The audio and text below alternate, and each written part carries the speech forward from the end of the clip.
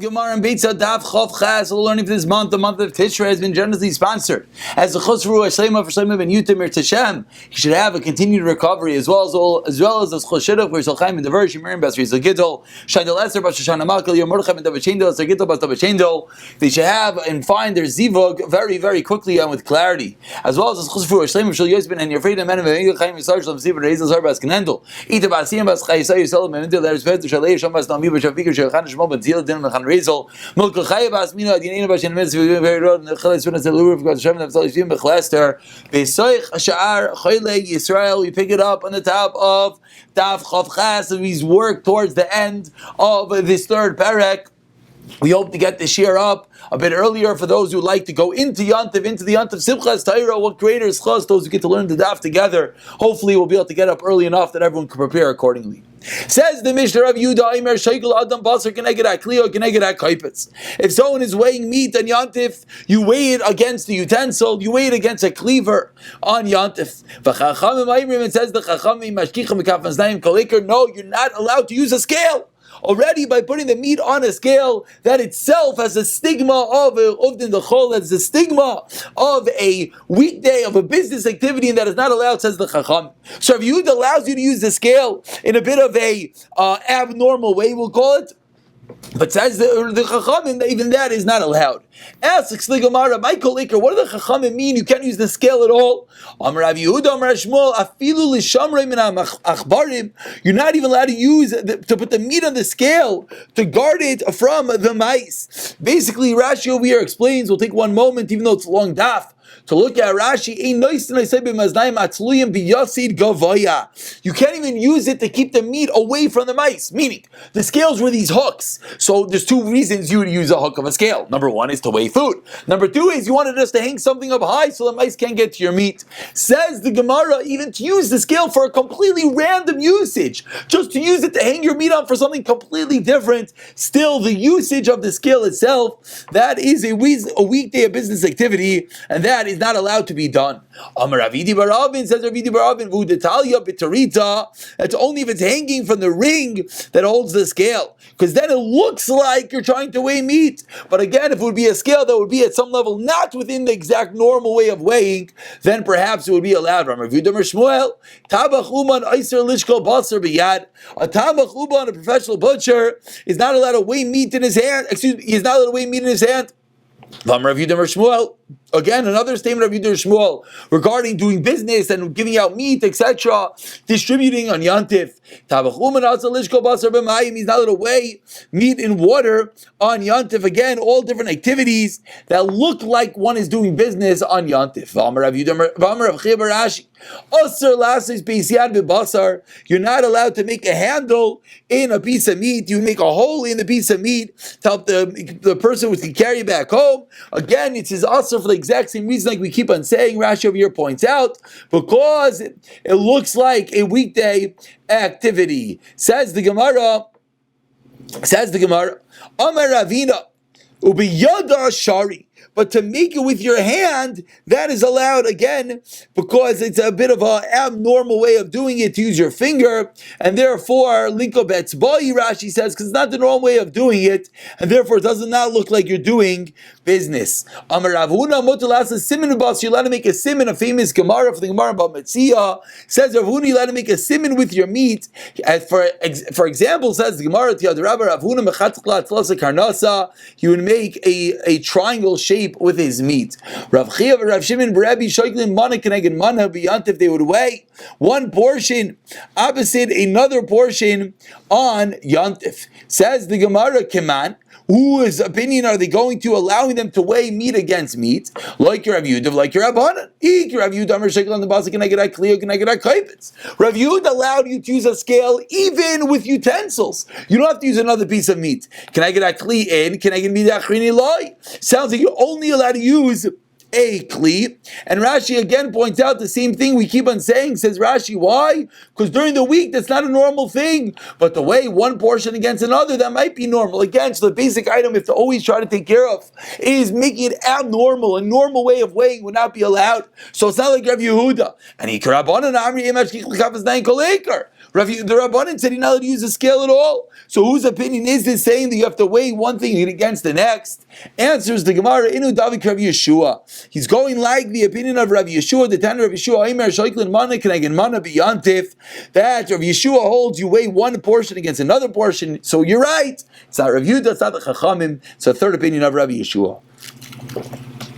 Amar Rav Yosef, interestingly enough, Halachik Rav Yeshua.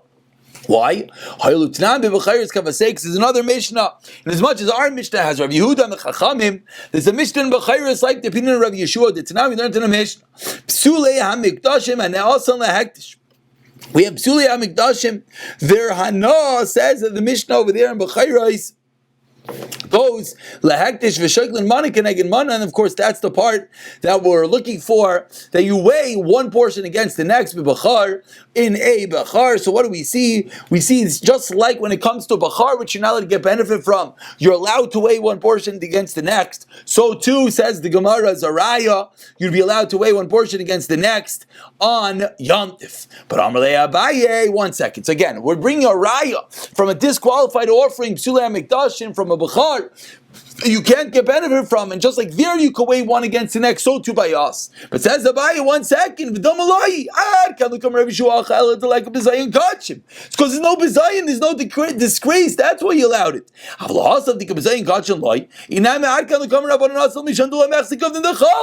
us, like we said, we have to remove the stigma of a weekday activity, and therefore it's not necessarily a raya to the opinion of Rabbi Yeshua.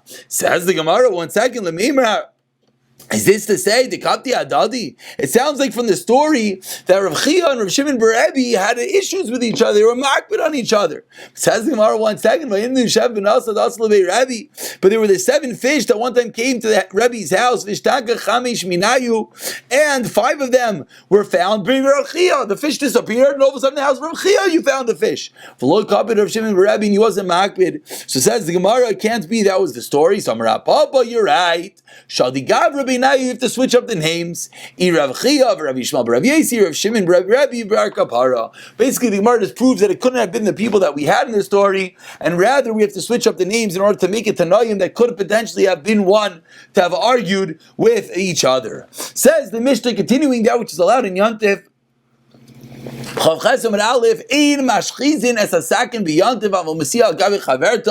You're not allowed to sharpen a knife in the normal way on Yantif, but you could scrape it against the next. Now, exactly what scraping it against the next means, everyone thinks that means, it sounds like you could sharpen it once against the next. That we're going to see in the Gemara exactly what that means. Amar Rav Huna, comes like Rav Huna, and he starts off by saying, Lo shana b'mashcheses shel even.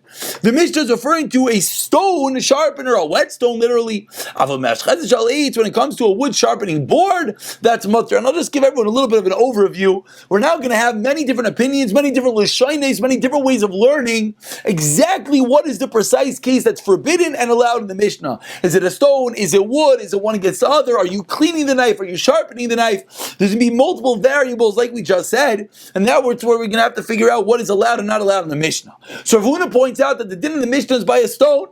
When it comes to a wooden sharpening utensil, that is allowed. When is it forbidden? Is when you're sharpening it on the stone. But just to clean it on the stone, mutter, that's allowed. So Yehuda Shmuel says that when it comes to cleaning it, you could even do it on a stone. Nechlal, explains the Gemara, sounds like we started off, Rav Huna said that when it comes to wood, it's mutter. So it sounds like on wood, you can even sharpen it. That's one way of learning. So the first way of learning is Rav Huna differentiated wood and stone. Wood is more lenient. Rav Yehuda Shmuel said that which we just said is sharpening, but the clean is always mutter. So that sounds like when it comes to wood, it would be even allowed to properly sharpen it, which of course is a massive chiddush that you're sharpening the knife on the wooden sharpening block. Says the Gemara, there's some that learn that which we just said, the din of Rav Yehuda on the Seifa. What did the Seifa say? Shall eitz mutter. You're allowed to use what? Amar Rav Yehuda, Amar Shmuel, and on that Rav Yehuda. So again, just to get it clear, there was a statement of Rav Huna, Rav Yehuda Amar Shmuel modified that statement. The question was, where's Rav Yehuda Amar Shmuel going on the first part of Rav Huna of the din of the Evan or the second part of the eights? First we thought he's going to Evan, and therefore we implied that by eights it's always mutter. Now we're saying no, he's saying it directly on the eights. And now Hada Amr Bishal eights mutter lo'emar lavish hamnun nisel. What is mutter on the wood? Not to sharpen it, like the first lashon. Rather, just to clean it. Aval echad the aser. Mechlal, what's the implication? The Bishal Evan, fil lavish hamnun nisel aser. Now we have the other extreme. Now this implies that when it comes to a stone, not only can you not sharpen it, you can't even use the stone to clean the knife. That is a second way of learning the statement of Rav Yehuda Amar Shmuel. And there are some that learn this statement of Rav Yehuda directly on the Mishnah. Ein mashchidas, I can be ontiv, said the Mishnah, sharpen a knife. Oh, Rav Yehuda Amar Shmuel again. So the first way of learning was Rav Huna, and Rav Yehuda Amar Shmuel had two different ways of learning what Rav Huna meant. Now Rav Yehuda Amar Shmuel is going directly on the din of the Mishnah of sharpening, on the forbiddance to sharpen a knife. Says Rav Yehuda Amar Shmuel, Lo shan Allah chad to sharpen a navel aver shamnu sal mot michlal dal gabi chaver tavil chad nami mot. So from this part, it sounds like when you go knife on knife, you even could sharpen. Vikidem asila asif on the end of the Mishnah. What do the ends of the Mishnah say? You're allowed to put one on the other, and on that, that's only to clean it. As ulcer says the Gemara. So it's four different ways of learning up the same din. We have a Mishnah, we have a statement of Rav Huna, we have a statement of Rav Yehuda Amar Shmuel. And the question is, the statement of Rav Yehuda Amar Shmuel going on Rav Huna, two different ways of learning that Reisha Seifa. The statement of Rav Yehuda Amar Shmuel going directly on the Mishnah, two ways of learning that Reisha and the Seifa, and depending how you learn it, will come out either a massive kula, that you can even sharpen, or even a massive chumrah that you're not even allowed to clean. Says the Gemara, Man Tana, who is this Tana that says the Mashchaz is aser? Who is the Mishnah? The Mishnah says you can't sharpen a knife. Where did that come from? Amar Rav Chisda, the like Rav Yehuda, the Tana learned in a Brayse in Yantav Shabbos. There's no difference in Yantav and Shabbos al oichel nefesh bilvad. Fundamental. So now we've been talking about for the last, 2 weeks. They allowed to cook on Yantav. Finally, we have a source that says the only difference in Yantav and Shabbos is cooking. But Rav Yehuda matra filu machshirei oichel nefesh. Not just cooking, but auxiliary parts of cooking. So says the Gemara, Rav Yehuda would allow the sharpening of the knife. So the Mishnah is not like Rav Yehuda. Amalei Rav Chisda Shina Mishimcha Halachik Rav Yehuda. We pass like Rav Yehuda. Amalei Rav Mishma. Yes, I said such, and it should be the will that all these wonderful teachings you should always say over in my name. Amar Nechemia Braid Rav Yosef Avkamina Kamid Rava. I was in front of Rava. Avikamav. What was I doing in front of Rava? Turning over to I was rubbing a knife on the rim of a basket. And they asked, what are you doing? Are you sharpening the knife or are you cleaning the knife? And he said, I'm cleaning the knife. However, says I knew the truth. I knew the chad. He's really sharpening it. So if he's sharpening it, why did he tell me he's cleaning it? Because a very fascinating rule we find at times that there is a psak halacha we're not supposed to tell other people. So it's a mutter. You're allowed to sharpen it, but he told me he's cleaning it because it's not proper to tell other people. Similarly, says Abaye the exact same story. I was in front of Mar v'havei kamar v'sakina shpasta derechaya, and I saw him rubbing the knife on the edge of a millstone. Are you cleaning it? Or are you sharpening it? I'm really cleaning it. And says Abaye, and I knew the truth. The really is sharpening it. You're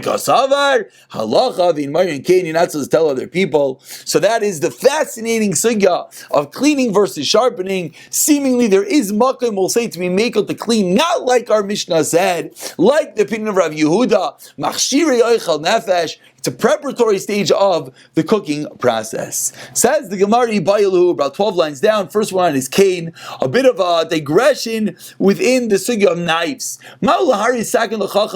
This is actually similar to what we learned about yesterday.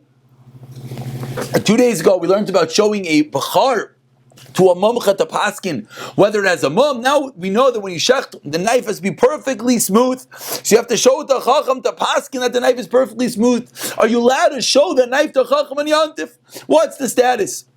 Of course, to do a shechita. Ramari Breder Rav Bizna Shari Rabbanan Asri. Rav Yosef Amar Talmid Chacham Rei La'atzmai. You can look for yourself. Umashil La'acherim. And once you know that your knife is good, you could give it to someone else. But we don't necessarily paskin on other people's knives in Yontif.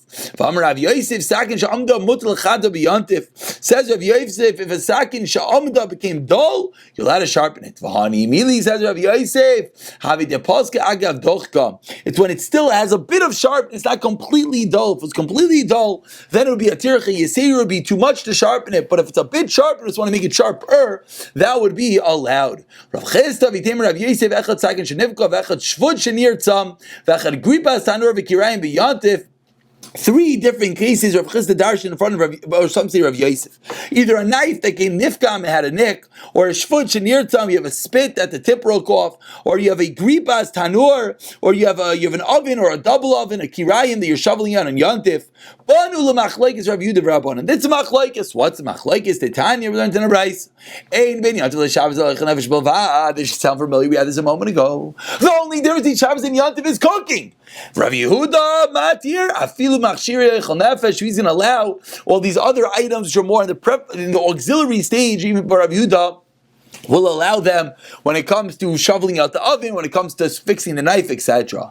My time with the Tanakam. But now we want to know, what is the machlekes? Where does this come from? A very fundamental machlekes, how far we go with allowing cooking on Yontif. Is it only cooking, or is it even auxiliary parts, fixing the knife, the oven, etc.? So where did the Tanakam get it's only the cooking on Makro? Who levadi yaslachem? It you could do. Who v'lei machshirav? You can only cook and not other things. If you do Makro lachem. Whatever you need. What does Tanakama do? That's for you and not for Goyim. That you're not allowed to cook for Goyim. Very important halacha. A